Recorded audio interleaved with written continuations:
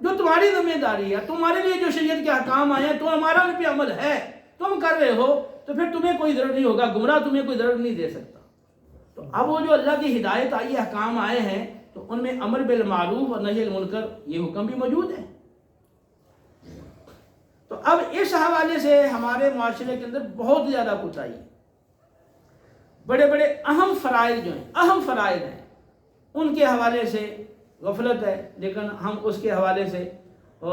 نہ اپنے گھر میں توجہ دیتے ہیں، نہ گلی بازار میں توجہ دیتے ہیں، نہ جہاں پڑھتے ہیں یا پڑھاتے ہیں یا ملازمت کرتے ہیں یا جن لوگوں سے ہمارا میل جول ہے، یا اپنے خاندان کے لوگوں میں جب ہم اٹھتے بیٹھتے ہیں، دوست و احباب میں اٹھتے بیٹھتے ہیں،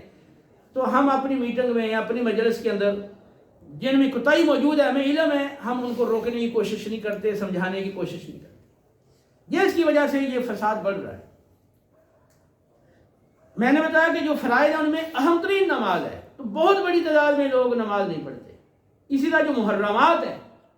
ان میں بے پردگی یہ ایک بڑا نہایت حرام کام ہے، اور اس کے بارے میں بہت ساری آیات ہیں، بہت ساری احادیث ہیں،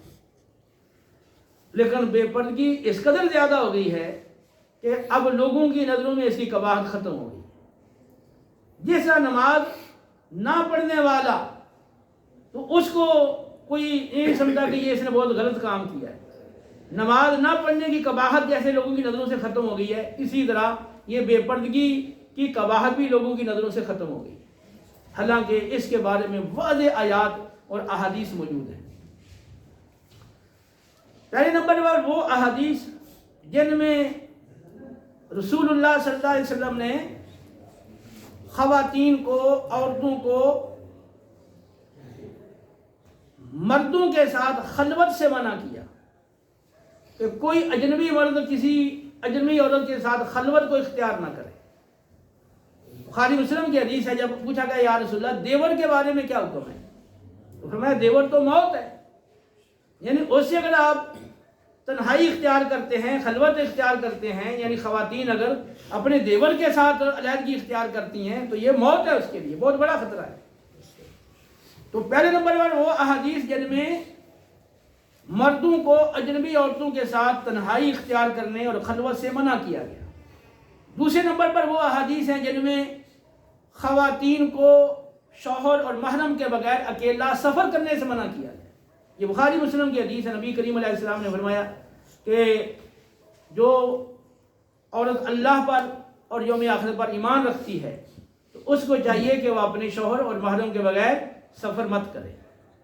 ایک دن کا سفر نہ کرے، 2 دن کا نہ کرے، 3 دن کا کرے، تینوں طرح کی روایات موجود ہیں۔ تیسرے نمبر پر وہ احادیث ہیں جن کے اندر عورتوں کو مردوں کے ساتھ اختلاط سے منع کیا گیا، جیسے ابو داؤد کی حدیث ہے کہ نماز پڑھ کر خواتین مسجد سے نکلیں اور پیچھے مرد بھی نکل آئے۔ نبی کریم علیہ السلام نے دیکھا کہ یہ عورت اور مرد ان کا اختلاط ہو گیا ہے گلی کے اندر، بازار کے اندر، تو آپ نے آواز دی اور فرمایا عورتوں کو کہ ٹھہر جاؤ، تم راستے کے کنارے کنارے چلا کرو۔ اس کے بعد ان خواتین کا یہ طرز ہو گیا تھا کہ وہ اس طرح دیواروں کے ساتھ لگ کر چلتی تھی کہ بعض اوقات ان کا دوپٹہ، ان کی چادر وہ دیوار کے ساتھ الجھ جاتی تھی۔ اب وہ پاکیزہ دور ہے، صحابہ کا دور ہے، صحابیات کا دور ہے، لیکن اس دور میں نبی کریم علیہ السلام نے اس برائی کے دروازے کو مکمل بند کر دیا۔ چوتھے نمبر پر وہ احادیث ہیں جن میں عورت کو خوشبو لگا کر باہر نکلنے سے روکا گیا۔ ابو داؤد میں حدیث ہے، مسلم میں حدیث ہے، نبی کریم علیہ السلام نے فرمایا کہ جس عورت نے خوشبو لگائی ہو وہ مسجد میں مت آئے۔ اور پھر یہ بھی حدیث ہے، فرمایا کہ جو عورت مسجد میں آنے کا ارادہ رکھتی ہو وہ خوشبو مت لگائے۔ پھر ابو داؤد میں حدیث ہے کہ جو عورت خوشبو لگا کے باہر نکلتی ہے وہ ایسی ہے، یعنی زانیہ ہے۔ تو اب یہ احادیث ہے۔ اس کے بعد 5ویں نمبر پر وہ احادیث ہیں جن میں عورتوں کو مردوں کی اور مردوں کو عورتوں کی مشابہت اختیار کرنے سے منع کیا گیا،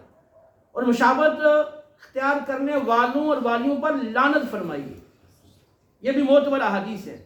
بخاری میں، مسلم میں، دیگر کتب میں۔ اور اسی طرح چھٹے نمبر پر وہ احادیث ہیں جن میں عورتوں کو ابرو سنوارنے، ابرو کو نوچنے اور دانتوں کو گھسا کر ان کے درمیان کشادگی پیدا کرنے، اور اسی طرح تغییر خلق اللہ، اللہ کی بنائی ہوئی صورت کو بدلنے والیوں پر لعنت فرمائی گئی، کہ جو اپنے ہاتھوں کے اوپر وہ مختلف مشین کے ذریعے نقش و نگار بنواتی ہیں، تحریر کرواتی ہیں، گوندنے والیاں اور گندوانے والیاں، اس طرح بالوں میں اضافہ کرتی ہیں دوسروں کے بال داخل کر کے، تو ان سب پہ احادیث میں لعنت فرمائی گئی۔ اور جو مشابہت والی صورت ہے، ظاہر ہے کہ جب عورت مردوں کی مشابہت اختیار کرے گی تو مردوں کے ساتھ اس کا میل جول آسان ہو جائے گا۔ اگر وہ اصل اپنی حالت میں رہے گی تو پھر تھوڑا سا وہ اس میں لوگ بھی محسوس کریں گے، اور معاشرہ محسوس کرے گا بھی یہ عورت ہے یہ مرد ہے، تو ان کا میل جول میں کچھ دوری رہے گی۔ لیکن جب ایک جیسی شکل اختیار کر لی، وہ عورت نے مرد کی تو مردوں میں وہ اٹھے بیٹھے، یا مرد عورتوں کی شکل اختیار کر لے عورتوں میں اٹھے بیٹھے، تو پتہ نہیں چلے گا، خرابی بڑھے گی اس سے، اس لیے ان پر لعنت فرمائی گئی۔ اسی طرح وہ عورتیں جو باریک لباس پہنتی ہیں تو ان کے لیے مذمت فرمائی گئی۔ اس کے علاوہ اور بہت ساری احادیث ہیں جن میں عورتوں کو اس طرح کی چیزوں سے منع کیا گیا جو برائی کی طرف لے جانے کا سبب بنتی ہیں۔ پھر آئیں قرآن پاک میں، جو قرآن پاک کی واضح آیات ان کے بارے میں آئیں گے۔ قرآن کہتا ہے وَقَرْنَ فِي بُيُوتِكُنَّ، عورتوں کو حکم فرمایا تم اپنے گھروں میں ٹھہری رہو، گھروں میں رہنے کا حکم دیا قرآن نے۔ پھر فرمایا قرآن نے کہ وَلْيَضْرِبْنَ بِخُمُرِهِنَّ عَلَى جُيُوبِهِنَّ، کہ عورتوں کو فرمایا کہ اپنے اوپر دوپٹہ اوڑے رکھو، تو عورتیں گھروں میں رہیں تب بھی اپنے اوپر دوپٹہ اوڑے رکھیں۔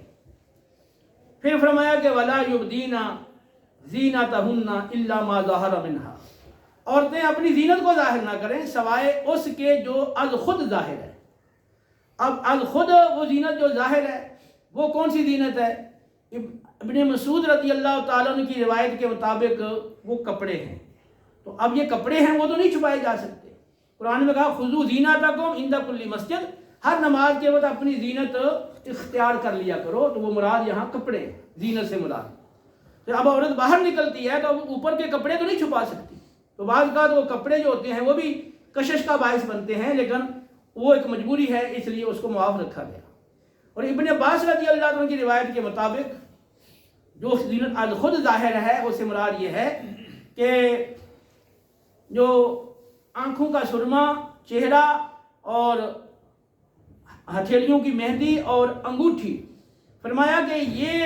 جو زینت ہے جو گھر میں آتے جاتے ہیں ان پر یہ زینت ظاہر ہو جاتی ہے، کہ گھر میں اب عورت اس طرح اہتمام نہیں کر سکتی کہ اپنی ہتھیلیوں کو چھپا لے، مہندی نظر نہ آئے، چہرے کو چھپا لے تو سرما ہی نظر نہ آئے، یا انگوٹھی کو چھپا لے، اس کے لیے بہت شدید حرج ہو جائے گا۔ تو گھر میں جو آتے جاتے ہیں وہ ظاہر ہے اپنے ہی لوگ ہیں، تو ان سے اگر یہ چیز نہیں چھپاتی تو اس کے لیے یہ اجازت ہے۔ یہ وہ زینت ہے جو از خود ظاہر ہے۔ پھر جو باقی جو زینت ہے جیسے میک اپ کیا جاتا ہے،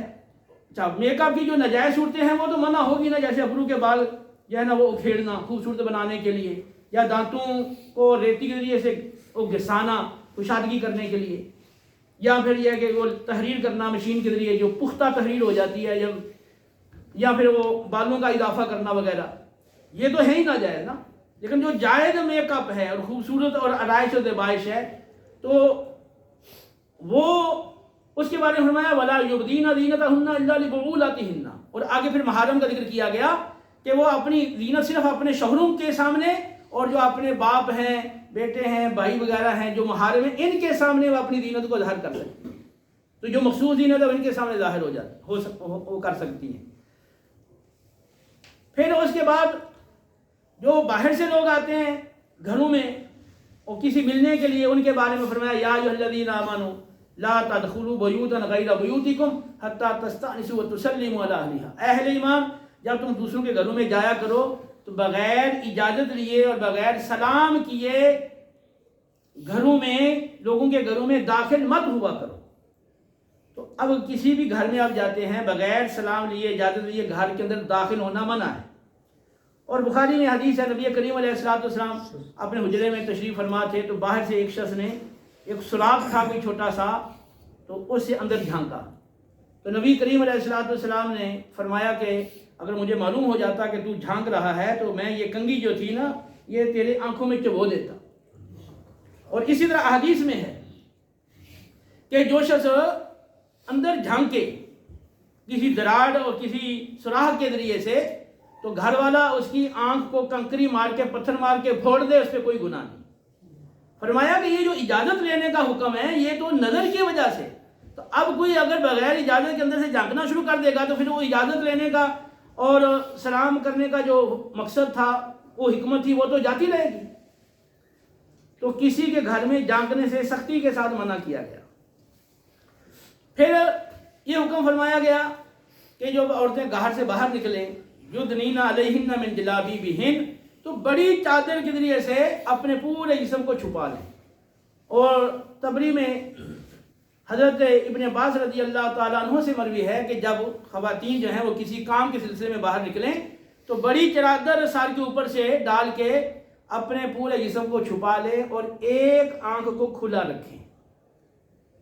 اور اسی طرح حکم فرمایا گیا وَلَا تَبَرَّجْنَ تَبَرُّجَ الْجَاهِلِيَّةِ الْأُولَىٰ،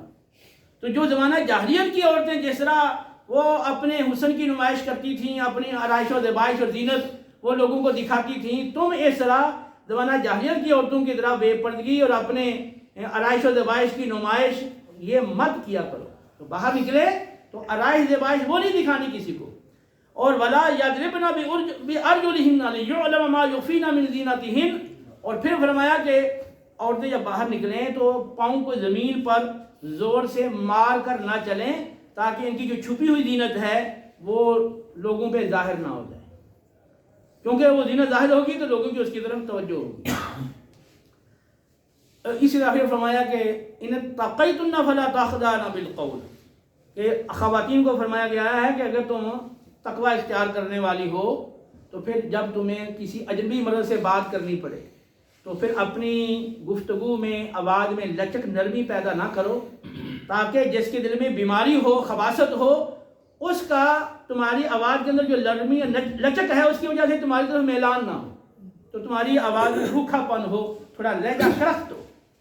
اور پھر یہ فرمایا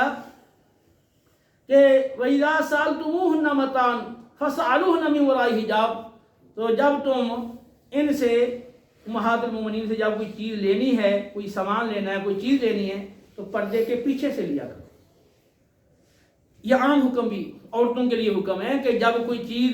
مرد نے لینی ہے تو پردے کے پیچھے سے لے، آمنا سامنا نہ ہو۔ اور پھر فرمایا یا ایھا الذین آمنوا، قل اے حبیب قل للمؤمنین یغضوا من ابصارہم ویحفظوا فروجہم ذلک ازکی لہم ان اللہ خبیر